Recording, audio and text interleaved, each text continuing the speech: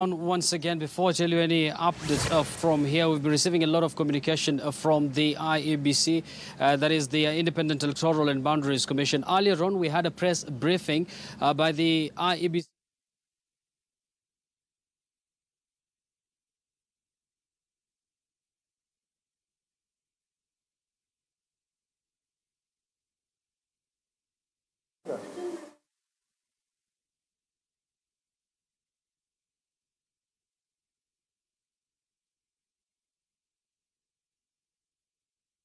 Of course, IEBC CEO, when he addressed the media during his briefing, he did indicate that agents of all the presidential candidates are going to be involved in this validation and verification process.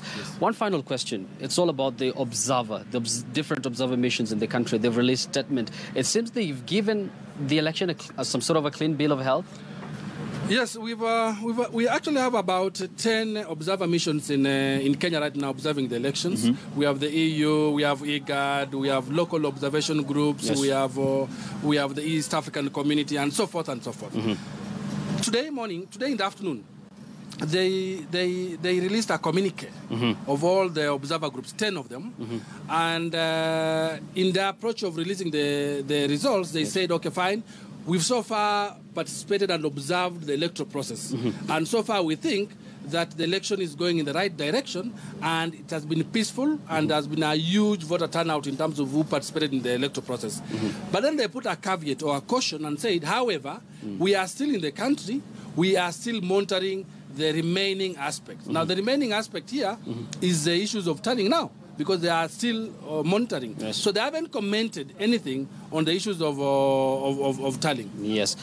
We've seen the results coming in. Of course, they're still trickling in from various polling stations as, of course, the verification continues here at the Bomas of Kenya. Of course, this is the National Tallying Center.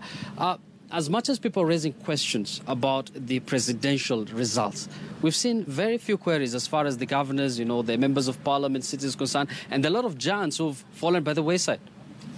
Actually, I'm one of the proponents that I always push that at one time, Kenyans, we have to rethink whether doing all the 6 elections in one election is actually a valid thing or not. And we must start asking ourselves whether we need to change the law. Because some countries that we've had an opportunity to observe, presidential elections are held separate from parliamentary election and other elections. And it just needs and makes the process a little bit better.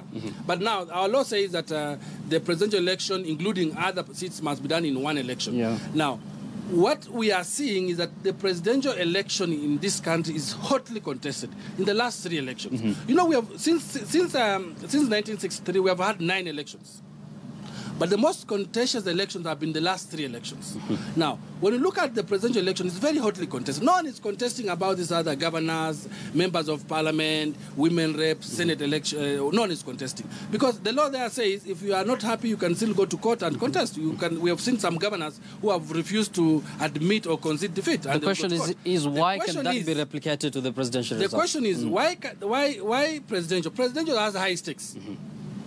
And since it has high stakes, you are the commander-in-chief. If you get that note, you become the commander-in-chief. And so the stakes are very high for presidential. So that's why the interest in presidential are extremely high, because everybody wants to see that this is who I wanted to vote for. People actually go to election not to vote for MP, but to vote for presidency. So the stakes are very high. Yeah. And finally now, we've seen results coming in once again, and there are political giants per se who've lost. We've seen the Kavogo conceding defeat. This is an election full of surprises.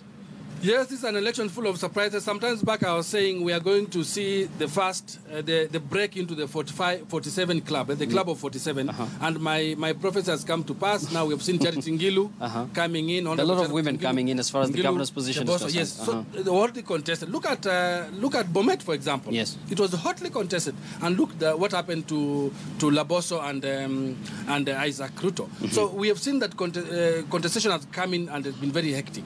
But what is surprising and what's very important and encouraging to the electoral process is that some governors have actually considered defeat and said, look, man, I did my best, I tried my best, but I lost it, I'll fight another day. And that's very healthy for democracy. That is the spirit of sportsmanship, that's the spirit of democracy. Yes. We have had 2 or so, like Honorable Munya, and Honorable Kidero. Yes. They are saying, no, we can't, I lost unfairly, and I will dispute the election. It's his right to go to court, and it will be dealt with. Of course, we'll still continue with this very important conversation here at the National Tallying Center, where observer missions, journalists, both local and international, presidential agents, there's a flurry of activities happening here. And earlier on, we had another press briefing by the business community right here at the National Tallying Center, calling on, workers in the country not to, stay home and, be afraid of what is happening, because clearly there is tension in the country as far as this election is concerned. So they are allaying fear, saying, calling on people to go back to work and wait for the final presidential result to be announced here by the IEBC chair. Let's listen in to what these leaders from the business community had to say earlier on. Not up in fire. I think this is an issue that we will resolve, and the institutions will resolve this in a good manner. So we want to commend all the local media for having been very, very responsible. Ni wajibu wetu. And our responsibility right now is to get back to work tomorrow and resume normalcy. Thank you. For many days, one day or the other, you have to come out. We know that there's been fear that has been instilled in you. And the greatest weapon against humanity is fear.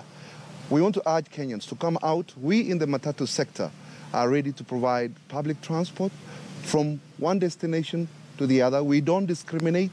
We are non-political. And we want to give services to Kenyans. We want to tell those who are going to work, there is enough transport for you to get to work and back home. Well, those are some of the members of the business community. The last person to speak there is the chair, of course, of the Matatu Association. They're calling on Kenyans to be calm. They're telling them to go back to work and wait for the IEBC to announce the final presidential result. Kakai, you've seen there the comments made by some of the leaders of the business community. How important is it for the country to be calm at this moment in time?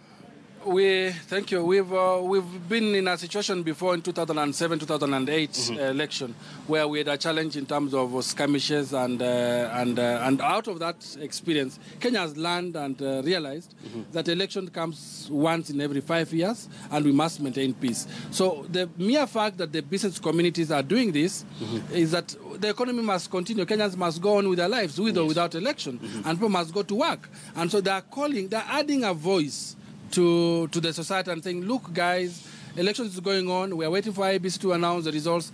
Go and work, because they also need people to work anyway and continue with their lives. So it's a good call.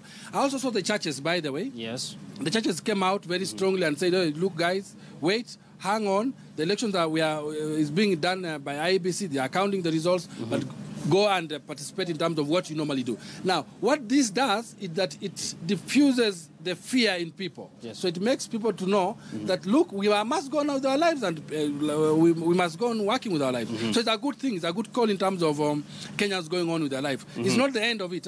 Yes. Life must go on. Exactly. And of course, election is a contest. There are losers and there are winners. Yes. Let me take you back to the tallying process. The IEBC has already, they have already indicated their record, having said the 96% of the polling stations, they have the results of at least 96% of the polling station. And what they're doing right now is the verification and the validation of these results. From your own experience, from your own observation, of course, they're going to look at the results on the forms, if they augur well with those from the text. Do you think there might be some sort of sharp discrepancies?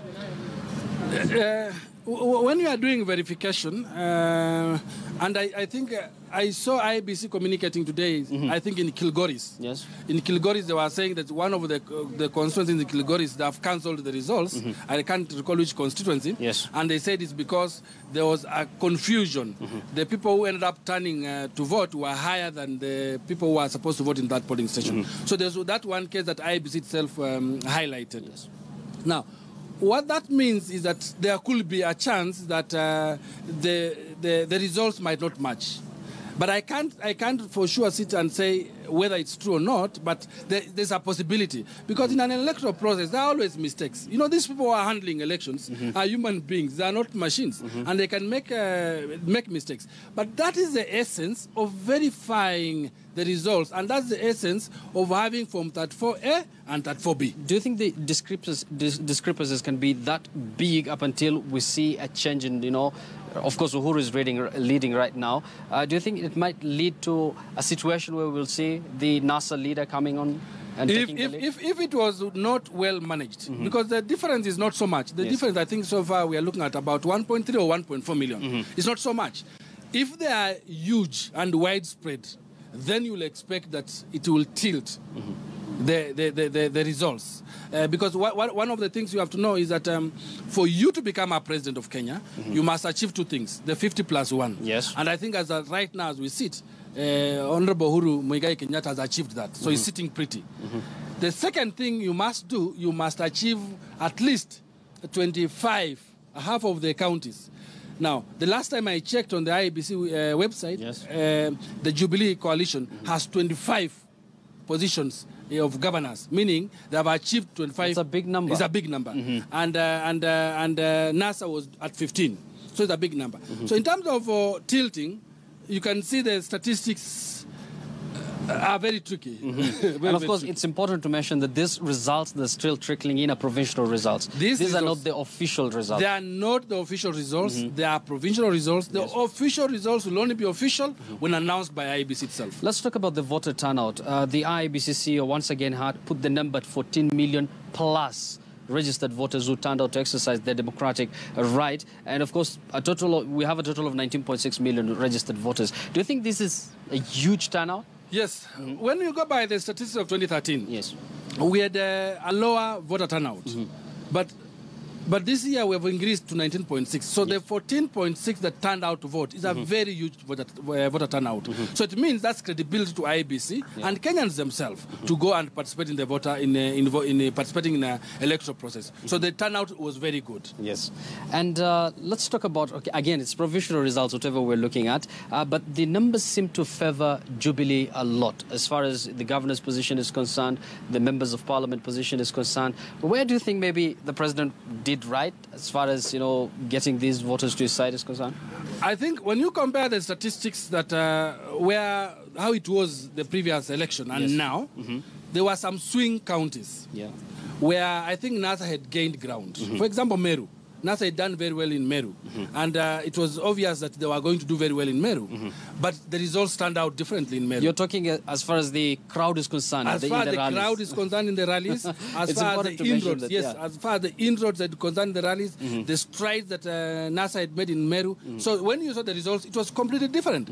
Look at the rally. You remember the rally we were analyzing in Narok? NASA was doing extremely well in terms of crowds. But in elections, and this is one of the things I always say, in elections, it's not the crowd that matters. It is that vote that somebody will wake up in the morning to go and participate. So Narok was also very tricky as a swing county. Look at Kajiado, for example, also, another thing. NASA was doing very well in terms of their campaigns and all that. It wasn't. Surprising county was also Nyamira in Kisii. Actually, that's what I wanted to mention Nyamira in Kisii. Nyamira in Kisii, NASA was doing very well in terms of the campaigns they were doing in Kisii, and they were so sure that it was actually home and dry for them. But look at the results that came from Kisii. So the election is a contest. And when it's a contest, is you win and you lose. Now, you get also very surprised why you actually lost. And you go back on the drawing board and find out next election where did I go wrong. But then you saw the increase in terms of Jubilee's areas where they failed, they don't have a very strong hold. So they were able to reach out in those areas and actually eat into those regions. And as such, challenged NASA. So it seems they made serious inroads in areas that are NASA's stronghold. Yes. And let's talk about... Going by what we are seeing. The provisional results. Once again. I do not know what will happen once it's verified. Exactly. It's very important to mention that. And let's talk about this election. There are those who are saying this is a very historic election, not just because of the huge number of registered voters, but because of these two individuals, the two main protagonists. People are saying this will be an election that is going to make us see the end of Uhuru's reign, at the same time Raila Odinga's reign. Yes, Raila Odinga, we must give him credit. He has been on this thing for many times. This is the fourth time he's doing it. And he ran in 1997 election. He ran, so 4 times he's doing it. And at his advanced age, this could be his last stab at the presidency. But you also have to understand where he's coming from as an opposition chief. We owe a lot to Raila in this country in terms of what he has done for this country, the constitution, the fight for democracy in this country. That's why most Kenyans who believe in his philosophy call him Baba. So So this was his last stab at the presidency in terms of the energy, because running for president is very energetic. Most It's people demanding. thought this will be silver bullet. But that doesn't mean he can't do it next time. Yes. Nothing stops him from doing that, because we don't have a legal requirement that blocks one to vie for presidency in terms of age-wise. Now, when you turn to Jubilee, His Excellency is doing this for the last time. Yes. For the last time. So for him, he was like, I must make it. I must win it.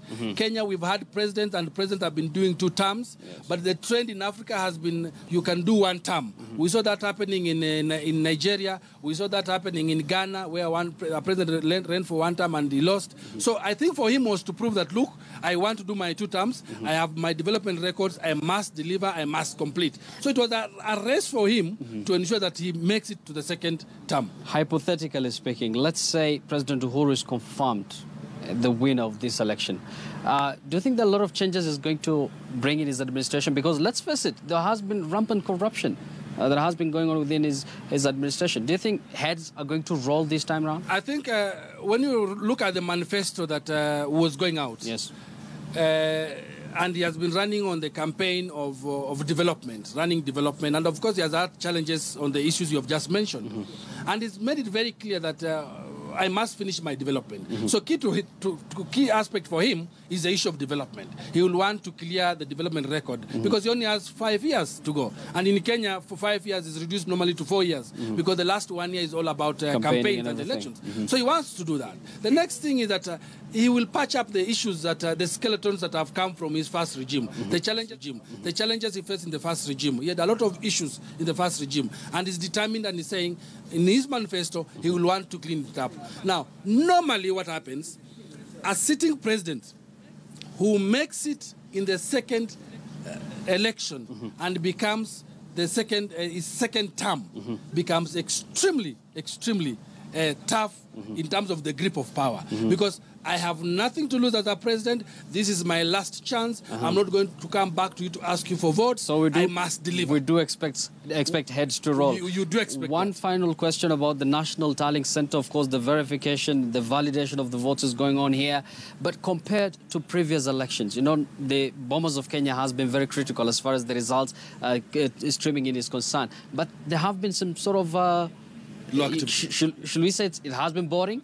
Yeah, low activity, and low activity has been because of the operation of the law. Yeah. When the law removed a lot of responsibilities from the commissioners in terms of announcing results. You remember previously, a commissioner will come and announce each result. So it's a very monotonous process. But now that we said we want to go electronic, now it has removed some administrative features and responsibilities from the commissioners.